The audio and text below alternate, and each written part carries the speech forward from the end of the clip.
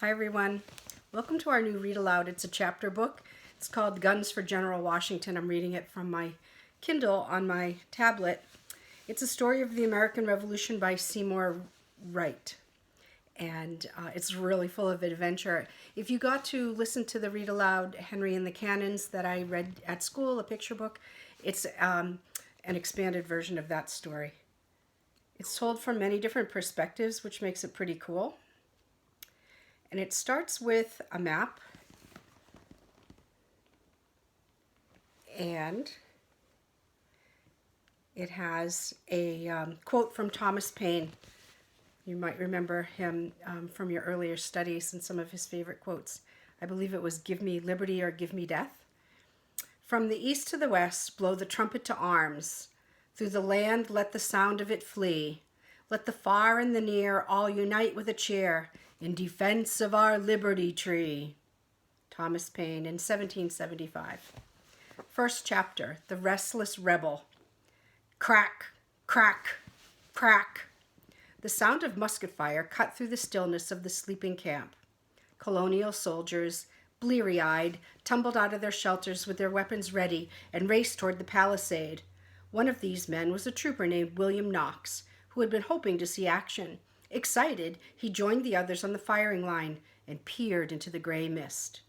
The news spread quickly among the waiting men. Hidden by morning fog, a British patrol had slipped across Mill Creek in an attempt to probe the rebel defenses.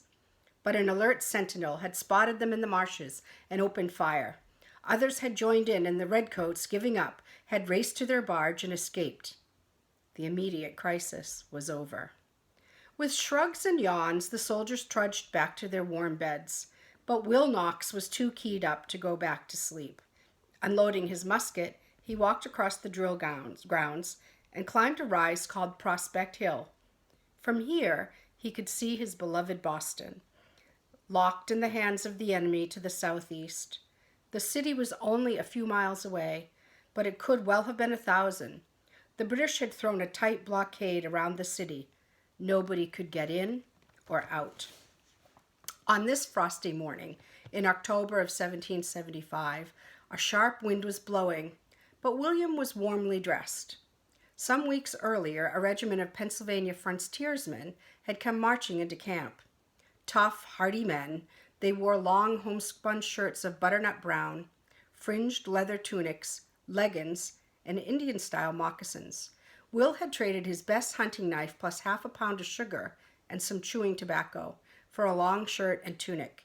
He'd also fancied one of the fine coonskin caps worn by the Pennsylvania men, but those were scarce, so he had to make do with an ordinary militia tricorn. Now, sitting with his back against a log rampart, the trooper studied the sweeping view. From where he sat, the city looked like an island.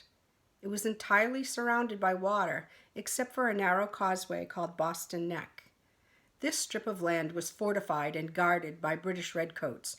The rest of the area, lying in Boston Harbor, was patrolled by powerful frigates of the Royal Navy. Will had just turned 19, and he had joined the Continental Army after the fighting at Lexington and Concord. He'd been born in Boston on C Street, and he had lived there with his parents, brothers, and sisters.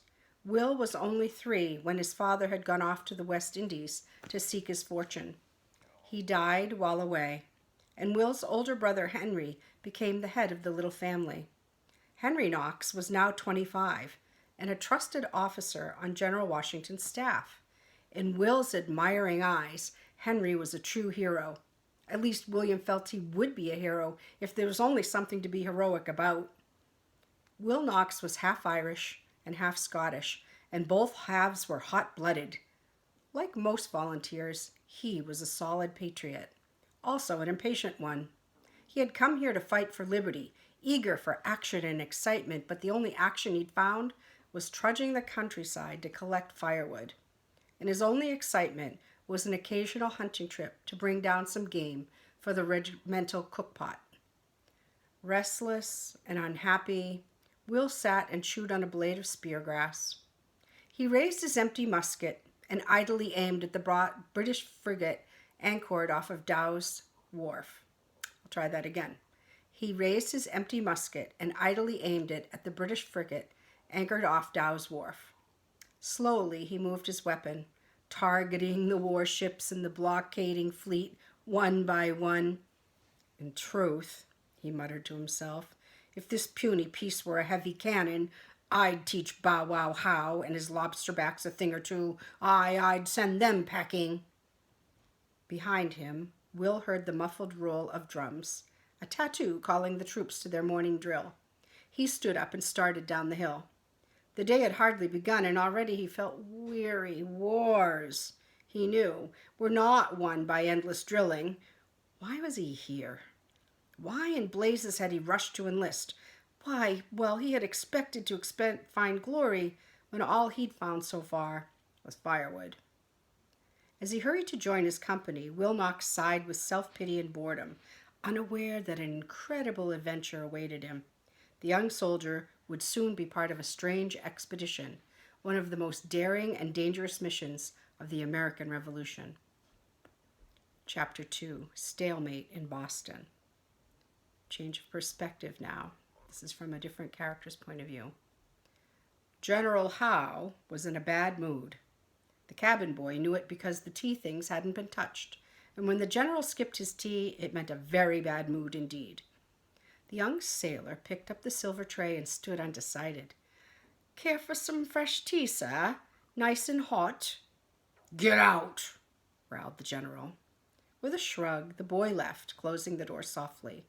Alone with his black thoughts, Major General Sir William Howe stared out the stern window of his cabin. Then he threw on a boat cloak, picked up his brass telescope, and stomped out onto the deck. Howe stood at the rail and swept his glass back and forth across Boston Harbor. 5 warships, bristling with cannons, stood in a half circle around the city. His own ship, HMS Somerset, was a frigate of 68 guns that served as the British command post. On the port side, he saw the Lively, a 20-gun sloop, and near her, the brig Glasgow mounting 24 guns. To the starboard were the armed transports Cerberus and Symmetry. Beyond them, he could see the top masts of the brig Falcon, guarding the mouth of the Charles River. There were also a number of gun barges, armed schooners, and floating batteries at various key points. All of these formed a strong ring of oak and iron that held colonial Boston in a tight grip. With Howe's watchdogs on duty, not a single musket ball, not an ounce of gunpowder, not a morsel of beef or bread could be brought through to the weary, hungry Bostonians. Howe lowered his brass telescope and snapped it shut. Yankee Doodle was locked up neatly, at least from the sea. But on the land side, that was a different story. And that was the reason for Sir William's constant bad moods.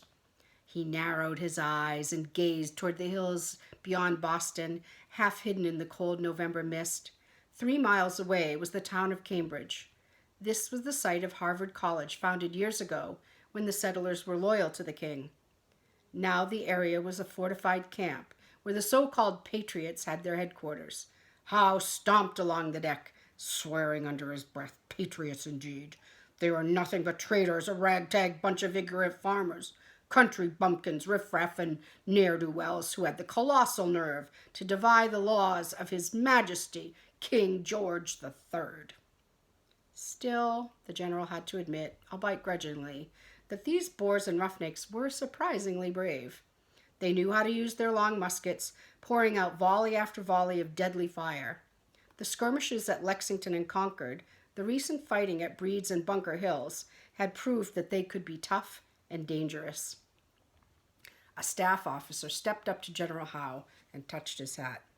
Words come from our friends in Boston, sir. 3 rebel regiments have just arrived in Cambridge, militia from Pennsylvania, Virginia, and Maryland. Sir William nodded and continued his pacing. Worse and worse. It wasn't just Massachusetts' affair anymore. The rebellion was spreading to all the colonies. Cambridge was out of range of his heaviest guns. Otherwise, he'd have blown the whole place to bits. He also had 4,000 Marines under his command, veterans whose fighting skills were famous. But this wasn't a big enough force to sweep across the Charles River and attack the Yanks in their stronghold. At Breed's Hill, his redcoats had taken heavy casualties, and many were out of action. There was just enough left to control Boston, protect the Loyalists in the city, and fight off the rebel patrols, and that was all. The general had other problems. Scurvy, a dread disease, was increasing, and fresh food was scarce. His hungry troops were living on biscuits and salt pork, half rotted from lying so long in the casks. Men had little to do except walk guard duty, drill on Boston Common, and go on scouting parties, hoping to round up a few cattle or sheep. William Howe had been sent over to stamp out this colonial treachery. Instead, he found himself in a stalemate. He knew from letters and messages that his expedition was becoming a laughingstock at home in England. One of the popular songs in England's pubs and taverns went, "In days of yore our noble troops took warlike kings in battle, but now, alas, their valor fades, they capture harmless cattle." Back at the railing, Sir William watched a squad of redcoats climb down the rope ladder into a waiting barge. Another party was going off to scour the countryside in search of food. They'd probably come back empty-handed. He turned away, frowning. For the present, he'd have to be patient and bide his time, but not for long. Heavy reinforcements were on their way from England. Soon he'd have more ships, more guns, and a lot more troops. When these came, he'd smash the rebels for once and for all, and then sail home a hero. Yankee independence be hanged. Against the full force of England, the country bumpkins didn't stand a chance. Feeling better at this happy thought, Sir William allowed himself a brief smile. As his bad mood slowly passed, he strode back to his cabin to order fresh tea. Now, I had to set a timer because we have to only have a certain number of minutes in taping.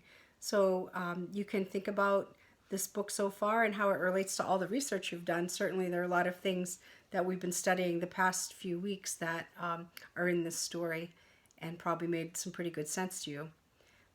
If you have any questions about the read aloud, then you can write to me. Otherwise, I will continue this the next day. Bye-bye.